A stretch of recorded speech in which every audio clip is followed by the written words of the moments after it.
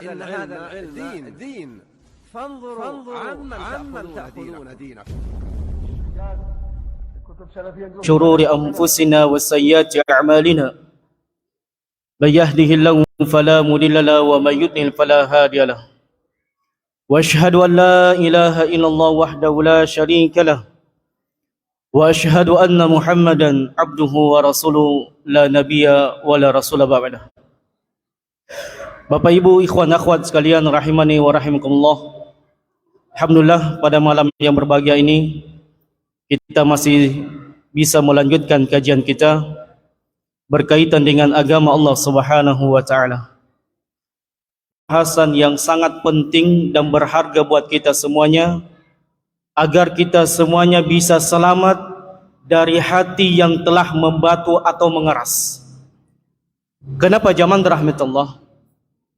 Betapa banyak tanda kebesaran Allah Subhanahu wa taala yang Allah perlihatkan kepada kita semuanya di langit dan di bumi. Namun bersamaan dengan itu sangat sedikit kemudian manusia yang hatinya tunduk dan semakin takut kepada Allah Subhanahu wa taala. Berkaitan dengan fenomena atau musibah bencana yang menimpa saudara-saudara kita.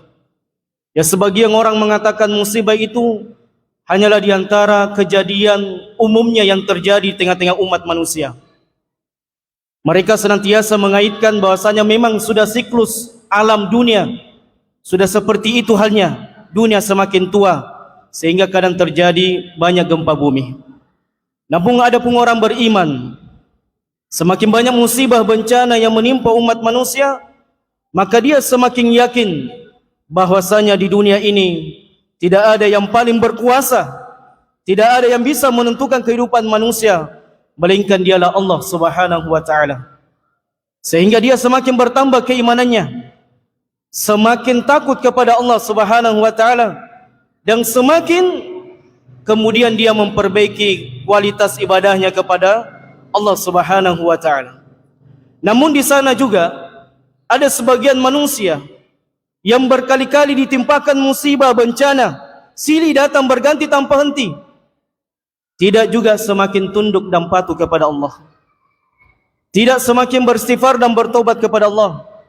Justru sebaliknya, dia semakin membangkang, semakin kufur, bahkan menjadikan musibah itu sebagai guyonan, sebagai sesuatu yang ditertawakan, sebagai sesuatu yang tidak berharga dalam hidupnya.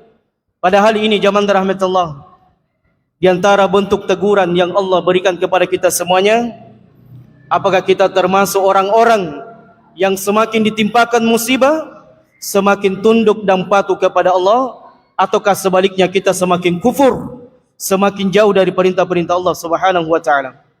Inilah yang Allah Subhanahu wa taala sebutkan dalam ayatnya dalam surah Yusuf ayat yang ke-105. Allah Subhanahu wa taala mengatakan, wa ka'ayyin min ayatin fis samawati wal ardi yamurruna 'alaiha wa hum 'anha mu'ridun.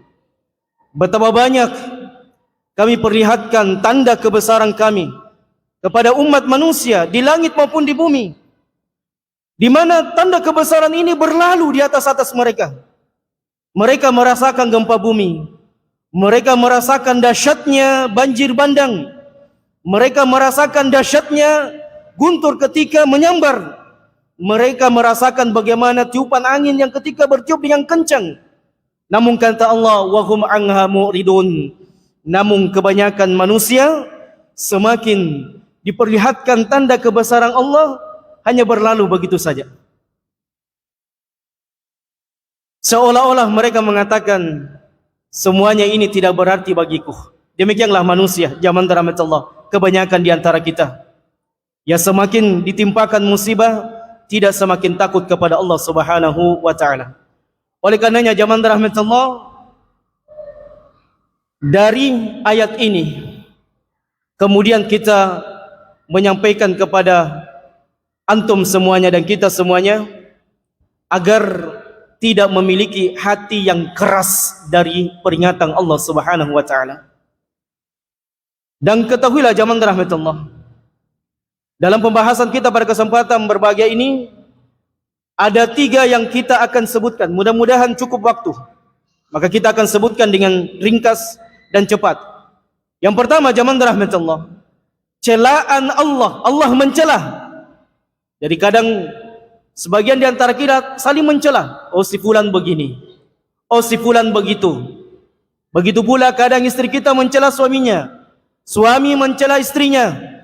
Anak mencela orang tuanya. Orang tua mencela anaknya. Tetangga mencela tetangga yang lainnya. Jamaah masjid yang satu sama yang lainnya saling mencela.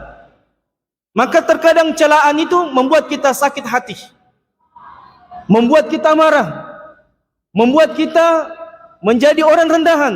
Maka bagaimana lagi Allah mencela orang yang memiliki hati namun hatinya membatu. Namun hatinya semakin keras. Semakin tidak tunduk kepada Allah Subhanahu wa taala. Semakin membangkang di hadapan Allah. Semakin tidak taat kepada Allah Subhanahu wa taala. Maka kita akan sebutkan ayat yang berkaitan dengan celaan Allah kepada pemilik hati yang keras. Kemudian yang kedua, jamaah rahmatullah, kita juga akan menyebutkan sebab-sebab kenapa hati itu bisa menjadi keras. Ya, betapa banyak orang solat namun tidak khusyuk di dalam solatnya. Betapa banyak orang rajin berzikir kepada Allah tapi dia tidak merasakan kelezatan dari ucapan zikirnya. Betapa banyak orang rajin melaksanakan solat 5 waktu ditambah dengan solat sunnah yang lainnya, bersamaan dengan itu hatinya semakin mengeras. Ada apa? Kenapa kita semakin beribadah kepada Allah semakin hati kita keras? Apatah lagi orang yang tidak pernah beribadah kepada Allah, orang yang malas beribadah kepada Allah, orang yang tidak pernah berzikir kepada Allah Subhanahu wa taala. Kemudian yang ketiga, jamaah rahmatullah, kemudian kita akan sebutkan di antara sebab untuk melembutkan hati kita kembali. Karena tidak ada jaminan hati kita ini selamat dari kerasnya hati tersebut. Tidak ada jaminan, jamaah rahmatullah. Semuanya manusia berpotensi hatinya menjadi kaku. Hatinya menjadi keras. Hatinya susah menangis. Hatinya susah khusyuk. Hatinya susah tunduk kepada Allah Subhanahu wa taala. Baik, poin yang pertama, celaan Allah Subhanahu wa taala kepada orang yang memiliki hati yang keras. Allah Subhanahu wa taala mengatakan dalam firman-Nya surah Al-Baqarah ayat yang ke-74, "Tsumma qasat qulubukum min ba'di dzalik fahiya kal hijarati aw ashaddu qaswah." Kemudian hati-hati kalian. Di sini kata para ulama, dalam ayat ini yang dimaksudkan Allah Subhanahu wa taala adalah orang Yahudi dan Nasara. Maka kita melihat zaman rahmatullah, orang-orang Bani Israel ini adalah mereka banyak diperlihatkan oleh Allah mukjizat-mukjizat Nabi Musa alaihissalatu wassalam. Di antaranya apa? Di antaranya mereka menyaksikan tongkat Nabi Musa bisa berubah menjadi ular yang sangat besar. Mukjizat yang mungkin kalau ada orang hari ini bisa mengubah sesuatu dari zat menuju zat, maka kita mengatakan orang jago ini, orang hebat ini. Mungkin kita akan mengatakan ini nabi yang terakhir yang diutus oleh Allah. Ini mungkin wali. Tapi lihat Bani Israel, Allah perlihatkan kepada mereka melalui tangan Musa, Nabi Musa alaihissalatu wassalam, tongkat yang berubah menjadi ular yang besar. Kemudian apa lagi? Allah perlihatkan bagaimana Laut Merah itu dibelah oleh Allah. Kemudian Allah menyelamatkan Musa dengan Bani Israel melewati Laut Merah tersebut. Dan ketika Musa dan Bani Israel telah melewati Laut Merah tersebut, maka mengikutinya di belakang Fir'aun dan bala tentaranya mengejar Musa dan Bani Israel, ingin membunuh Musa dan Bani Israel. Kemudian Allah mengembalikan laut tersebut sehingga menenggelamkan Fir'aun dan kemudian bala tentaranya. Akan tetapi apa kata Allah? Bukannya justru semakin taat kepada mereka, kepada Allah Subhanahu wa taala. Bukan semakin tunduk kepada Allah, bukan semakin takut kepada Allah. Apa kata Allah? Tsumma qasat qulubukum min ba'di dzalik. Setelah kami perlihatkan tanda-tanda kebesaran Allah, mukjizat-mukjizat Nabi Musa yang Allah izinkan kepada Nabi Musa, justru semakin kaku hatinya, semakin keras hatinya. Fahiya kal hijarah au ashaddu qaswa. Bahkan hatinya membatu, bahkan lebih keras dari batu. Na'udzubillah. Kita berlindung kepada Allah dari memiliki hati yang seperti ini. Diperhadapkan gempa, masih tidak takut kepada Allah. Diperhadapkan musibah banjir, masih tidak takut kepada Allah. Dan ini banyak di antara manusia, tidak sedikit.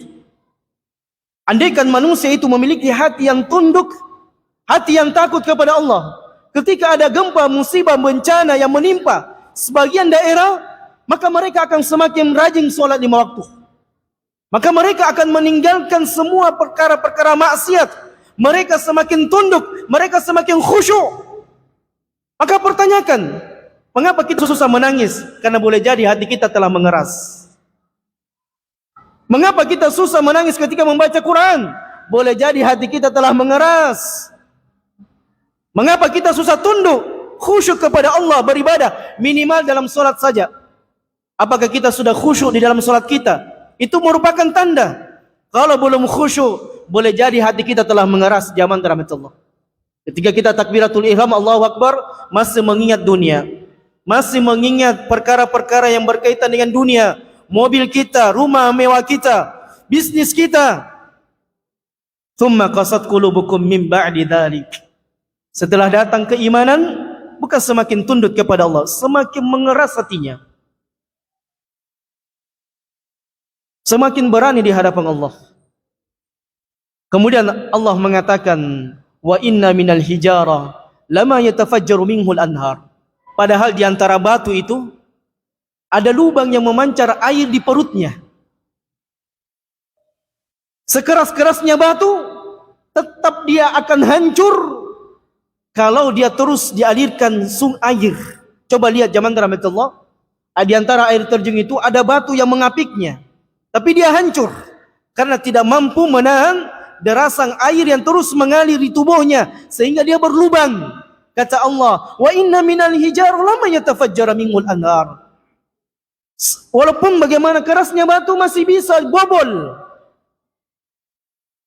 Wa inna minha lama yashaqqaqu fayakhruju minhul ma. Di antara batu yang besar, dia terbelah dengan aliran sungai air yang sangat deras. Maka bagaimana mungkin hati manusia lebih keras dari batu? Na'udzubillah. Tsumma na'udzubillah. Kemudian Allah katakan kepada kita, alam ya'nil ladzina amanu an tashqa qulubuhum li dzikrillah wa ma nazala minal haqq wa la yakunu kal ladzina utul kitaba min qabl fatala 'alaihimul amad faqasat qulubuhum. Hati-hati. Hati-hati. Kita termasuk ayat ini. Allah mengatakan, apakah belum saatnya orang beriman itu semakin takut dan tunduk kepada Allah setelah Allah perlihatkan tanda-tanda kebesarannya di langit? Gemuruh, hujan, petir, awan yang berpindah dari satu tempat ke tempat yang lainnya. Apakah belum saatnya orang beriman itu semakin tunduk dan patuh di hadapan Allah? Wa ma nazala minal haq. Dan apa yang Allah turunkan untuk mereka berupa kebenaran, berupa hujjah, Quran dan sunnah. Apakah belum saatnya orang beriman itu semakin tunduk dan patuh di hadapan Allah? Dibacakan dalilnya, ini dalilnya Pak, ayat Quran. Dia mengatakan, itu kan penafsiran Anda, itu kan kata Anda. Na'udzubillah. Padahal ini firman Allah dan Nabi SAW bersabda. Kemudian kata Allah, wala yakunu kalladzina utul kitaba min qabl. Dan janganlah orang beriman itu, umatnya Nabi SAW, kita semuanya, Allah tegur kita, dan jangan kita seperti mereka, orang Yahudi dan Nasara, jangan seperti mereka. Fatala alaihimul amad, di mana umumnya mereka ini orang yang panjang angan-angannya. Tahu panjang angan-angan Bapak? Kalau malam hari berpikir, oh saya mau bisnis begini, kayaknya bagus, supaya bisa bangun rumah mewah. Bangun tidur, oh kayaknya bagus bisnis begini, supaya saya bisa beli mobil mewah. Ketika di jalan, oh kayaknya saya harus begini. Panjang angan-angannya. Apa yang membuat kita panjang angan-angan? Sementara umur kita pendek, Bapak. Oh, nanti saya kalau umur begini saya mau beli tanah, saya mau berkebun, saya mau cocok tanam. Tidak apa-apa orang memiliki cita-cita, tapi jangan terlalu panjang angan-angan. Angan-angan kosong. Angan-angan yang tidak memiliki manfaat. Oh, nanti kalau saya bagus usaha saya, nanti saya akan rajin sholat. Hati-hati angan-angan seperti ini. Oh, nanti kalau saya latoki bisnisku, saya akan naik haji umroh. Padahal sudah mampu haji dan umroh. Oh, nanti kalau saya begini, saya akan rajin bersedekah. Jangan terlalu panjang angan-angan. Kalau kita sudah berada di pagi hari, jangan tunggu di di siang harinya untuk berbuat baik. Kalau bisa berbuat baik. Kalau kita berada di malam hari ini, jangan tunggu besok hari untuk berbuat baik. Tidak usah terlalu panjang angan-angan. Lakukan kebaikan di mana kita berada dan kapan kita berada. Karena kematian tidak pernah kita ketahui kapan datangnya, Bapak. Coba lihat saudara-saudara kita yang ditimpakan bencana longsor, gempa bumi. Itu sudah 300 lebih korban. Dan mereka semuanya adalah orang-orang yang menyangka akan masih bisa hidup di esok harinya. Dan semuanya memiliki angan-angan. Dan semuanya memiliki cita-cita. Qadarullah masya ma fa'al. Tetapi takdir Allah berubah. Angan-anganmu menuju ke negeri akhirat. Maka jangan kita seperti ini, terlalu panjang angan-angan. Akan begini, akan begitu. Punya bisnis satu, akan punya lagi bisnis begitu. Dan terus menerus. Jangan zaman rahmat Allah. Apa kata Allah? Fatala alaihimul amad faqasat qulubuhum. Ketika mereka terlalu panjang angan-angannya, maka Allah membuat hati mereka menjadi keras. Hati-hati Bapak sekalian. Jangan sampai keberadaan kita seperti ini. Beriman tapi memiliki hati yang keras. Rajin sholat tapi memiliki karakter yang buruk. Taib, sedikit saya lupa. Orang yang hatinya keras, di antaranya disebutkan oleh para ulama, ciri-cirinya adalah susah khusyuk dalam beribadah kepada Allah. Jadi coba kita perhatikan sekarang, apakah kita khusyuk di dalam sholat atau tidak. Jadi kata sebagian para ulama, ciri-ciri hati yang mengeras adalah susah khusyuk ketika sholat. Kemudian yang kedua, dia susah menangis ketika membaca Quran. Dan itu kita semuanya. Kemudian yang ketiga, orang yang telah mengeras hatinya mudah memutuskan silaturahmi. Kemudian yang keempat, orang yang telah mengeras hatinya mudah menzalimi orang lain. Dia pukul singkam majitomai, dia pukul, dia tape, dia date, dia ambil haknya orang tanpa pernah dia takut kepada Allah. Orang yang telah mengeras hatinya, maka dia akan banyak melakukan maksiat demi maksiat. Naudzubillah. Kita berlindung kepada Allah dari perkara tersebut. Perhatikan zaman rahmatullah. Sebagian ulama kita mengatakan la yakunu ashaddu qaswatan min sahibil kitab idza qasal qalbuhu. Naudzubillah. Ini mengerikan. Tidak ada hati yang paling keras yang dimiliki oleh seseorang kecuali mereka telah mengilmui sesuatu namun dia tinggalkan. Ini bahaya. Apa yang dimaksud oleh para ulama? Ini adalah penyakit futur. Orang semakin malas sholat, hati-hati. Padahal dia sudah pernah ngaji, lama taklim, atau pernah jadi ustaz. Naudzubillah, kita berlindung kepada Allah. Nasallallahu salamatan wa afiyah. Makanya zaman rahmatullah, Aisyah radhiyallahu taala anha mengatakan kepada kita semuanya, di antara doa yang paling banyak diucapkan Nabi sallallahu alaihi wasallam, yang banyak diulangi Nabi sallallahu alaihi wasallam adalah ya muqallibal qulub, tsabbit qalbi ala dinik. Wahai zat yang membolak-balikkan hati, teguhkanlah hatiku di atas agamamu. Karena memang hati kita ini susah istiqomah. Zaman rahmatullah, kita berlindung kepada Allah. Kita sudah mengilmui solat 5 waktu itu memiliki keutamaan besar. Berusaha mendapatkan saf pertama, pahalanya sangat besar. Kata para ulama, ketika kita sudah mengetahui sesuatu dan meninggalkannya, hati-hati. Jangan sampai hati kita semakin mengeras. Perlahan-lahan tinggalkan sholat 5 waktu. secara berjamaah, perlahan-lahan solat di rumah, akhirnya telah meninggalkan solat. Naudzubillah. Begitu pula dengan larangan. Kita sudah tahu ini riba hukumnya haram. Riba tidak boleh, masih dilanggar, masih diamalkan, masih ini dan itu dengan alasan ini dan alasan itu. Hati-hati, kata para ulama, la yakunu ashaddu qaswatan min sahibil kitab idza qasa. Orang yang telah mengilmui sesuatu, baik dan buruknya sesuatu, semakin dia tinggalkan atau dia kerjakan, maka hatinya semakin mengeras dan susah diobati. Nasallallahu salamatan wa afiyah. Kemudian jamaah rahmatullah, Nabi SAW mengatakan dalam sebuah hadisnya diriwayatkan oleh Imam At-Tirmidzi dari sahabat yang mulia Abdullah bin Umar, Nabi kita SAW bersabda, la tukthirul kalam bi ghairi dzikrillah fa inna kathratal kalam bi ghairi dzikrillah qaswatun lil qalbi wa inna ab'adan nasi minallahi al-qalbul qasi.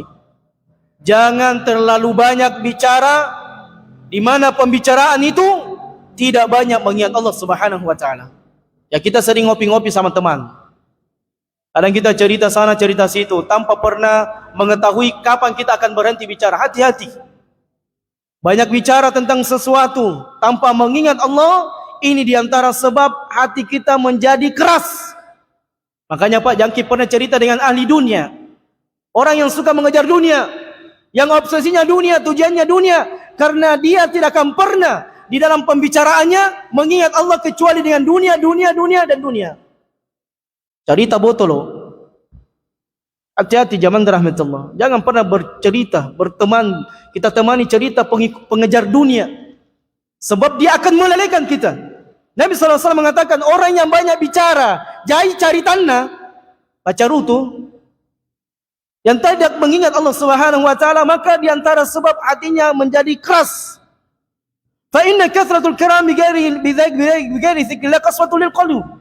Karena orang yang berbicara tanpa mengingat Allah, ini akan membuat hatinya mengeras. Makanya tinggalkan pembicaraan yang tidak bermanfaat. Tinggalkan pembicaraan.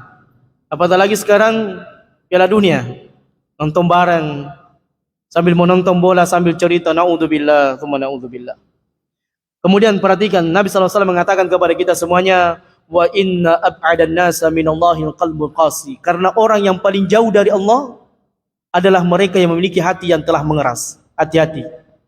Kita semakin jauh dari Allah, kita semakin tidak merasakan nikmat beribadah kepada Allah Subhanahu wa taala. Baik, dalam kitabnya Musnad Al-Bazzar dari Anas bin Malik, Nabi sallallahu alaihi wasallam mengatakan, arba'atun minasyaqa. Ada 4 perkara yang membuat hati kita bisa mengeras. Yang pertama adalah jumudul ain, air mata yang tidak pernah menangis mengingat kebesaran Allah. Maka hati-hati. Pernahkah kita menangis mengingat kebesaran Allah di malam hari? Mengingat tanda kebesaran Allah, Allah perlihatkan kebesarannya. Ketika kita di pesawat, pernahkah kita menangis? Betapa luasnya rahmatnya Allah. Kalau kita mengatakan langit ini luas, tentunya rahmat Allah lebih luas lagi. Tapi kadang kita naik pesawat, bismika Allahumma ahya wa bismika amut, tidur. Tidak melihat tanda kebesaran Allah. Begitu pula ketika kita berada di lautan, sementara mengendarai kapal yang besar, pernahkah kita melihat betapa luasnya rahmat Allah?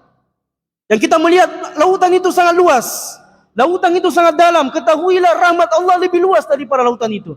Pernahkah kita menangis melihat kebesaran, kekuatan, kehebatan, keagungan Allah Jalla wa'ala? Berlalu begitu saja. Makanya Nabi SAW mengatakan, di antara mata yang tidak akan tersentuh dari api neraka kelak di akhirat adalah mata yang suka menangis karena mengingat kebesaran Allah. Dan pernah kita sebutkan, Umar itu orangnya keras, orangnya tegas, dan suka memberikan solusi, masukan kepada Nabi SAW. Itu Umar ibn Khattab. Bersamaan dengan itu, tegasnya Umar, beliau ternyata cengeng. Umar itu radhiyallahu ta'ala anhu, kalau di malam hari beliau menangis dengan sejadi-jadinya. Ya sampai di pipi beliau ada tanda bekas suka menangis. kita ada tanda suka begadang nonton bola. Demikianlah zaman dirahmati Allah. Maka belajar untuk menangis. Kata para ulama, kalau anda tidak bisa menangis, belajar menangis. Bagaimana menangisi kebesaran Allah? Minimal kita menangisi dosa-dosa tak. Kita menangis kebesaran Allah. Menangis rajin-rajin ke kuburan. Sebentar kita akan sebutkan. Di antara, mudah-mudahan cukup waktu. Di antara sebab membunuh orang membuat menangis itu menziarahi kubur. Sebagaimana kebiasaan orang-orang soleh sebelum kita.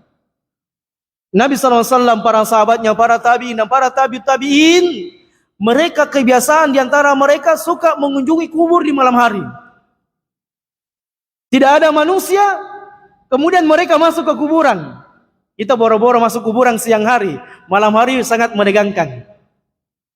Coba biasakan zaman Allah. Sunnah Nabi SAW membiasakan diri melihat kuburan.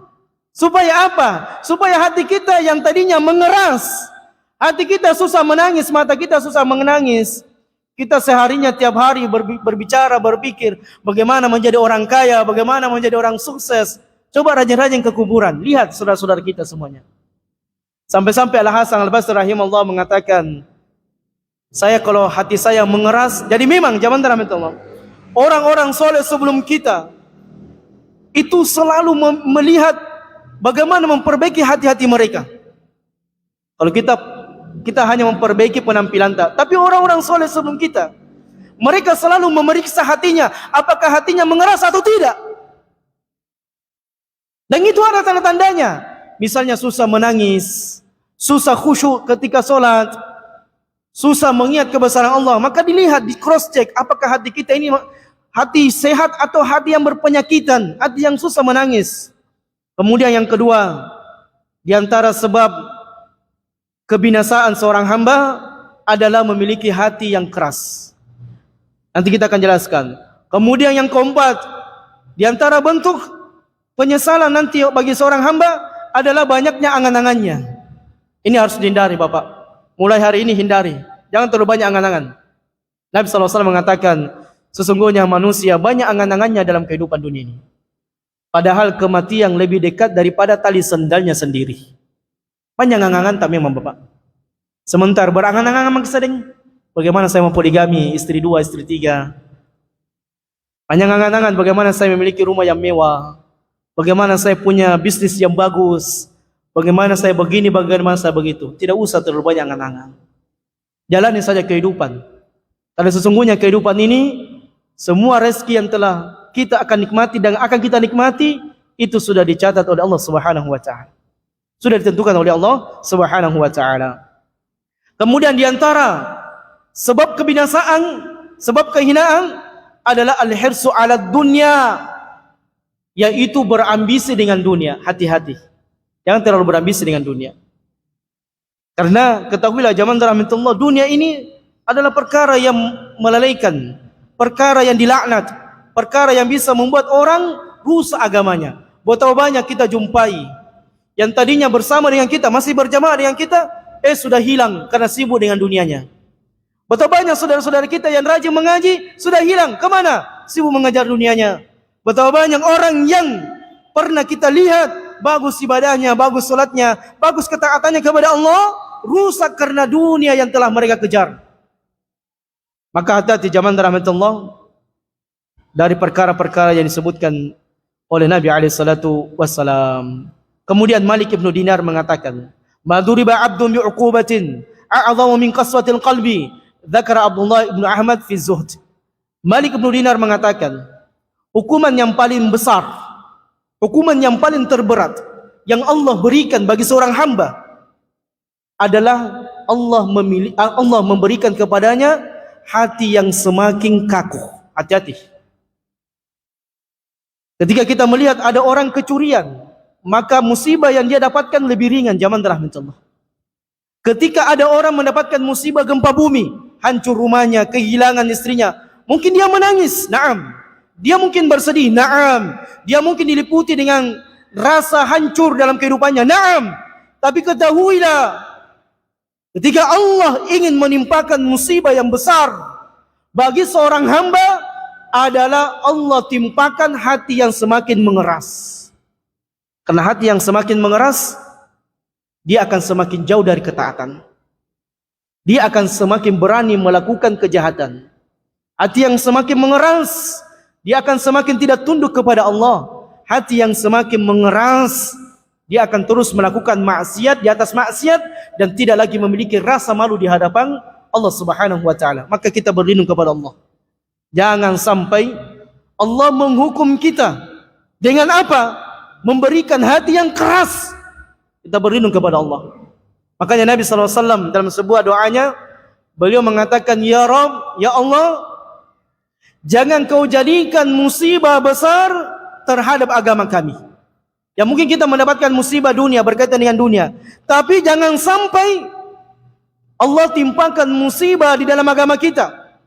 Kita semakin malas solat, kita semakin malas bersedekah padahal mampu.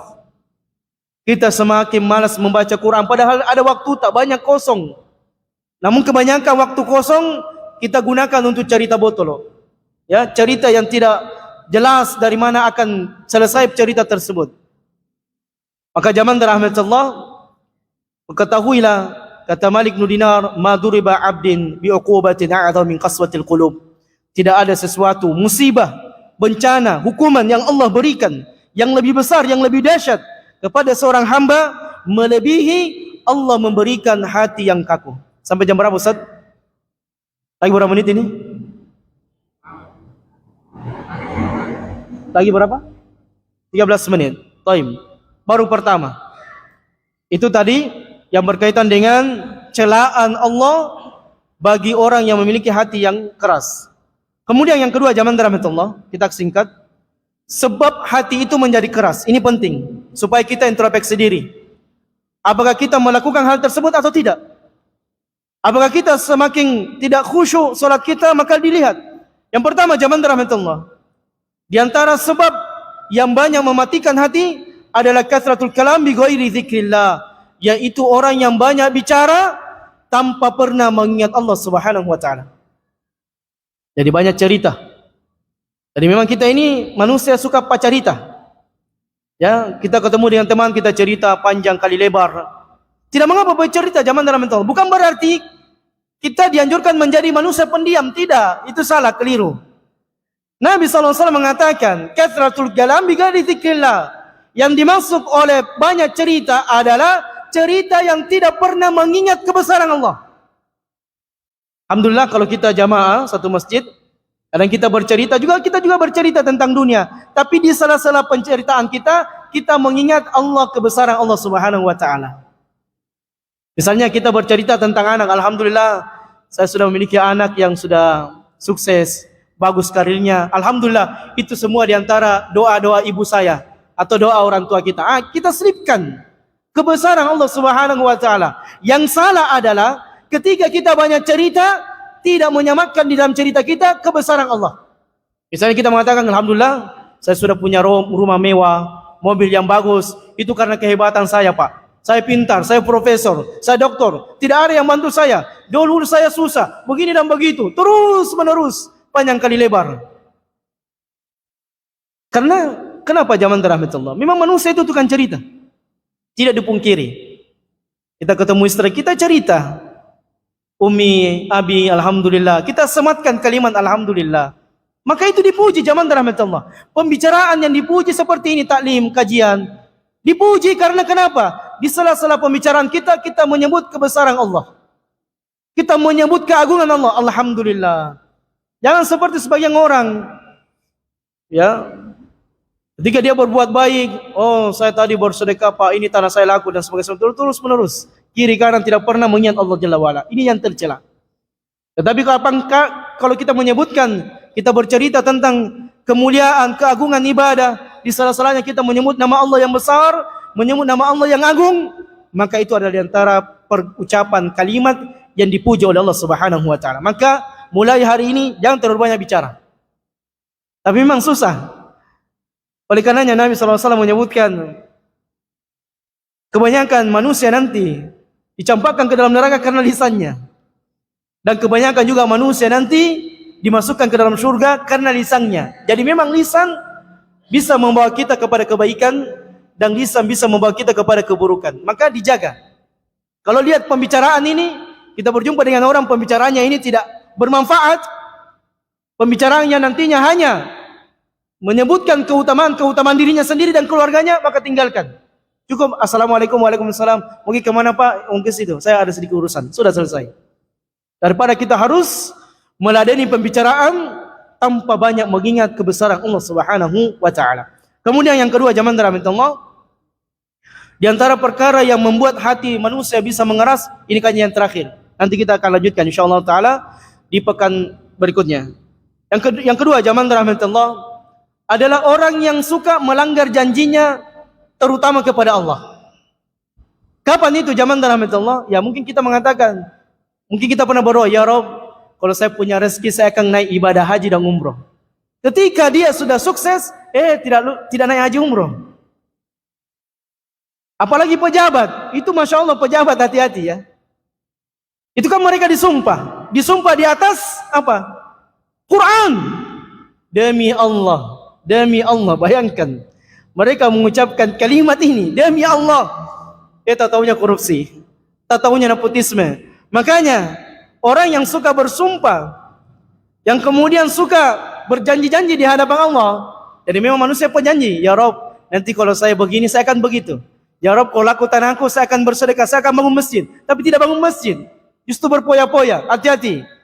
Dan itu kebiasaannya Bani Israel. Kata Allah Subhanahu wa taala, "Wa bima naqdihim mitsaqahum la'annahum wa ja'alna qulubuhum qasiyah." Disebabkan karena mereka melanggar janjinya dengan Allah, la'annahum, maka kami laknat mereka. Hati-hati. Kalau Allah sudah melaknat kita, maka tidak ada pernah harapan. Tidak ada kebaikan orang yang dilaknat Allah. Orang yang dilaknat Allah seperti iblis. Dimanapun dia berada akan senantiasa menjadi makhluk yang hina. Tidak akan pernah mendapatkan keberkahan. Maka hati-hati berjanji kepada Allah. Ya Allah, kalau laku tanahku saya bangun masjid. Tidak bangun masjid juga. Ya Allah, kalau saya begini saya akan begitu. Tidak juga begitu. Hati-hati.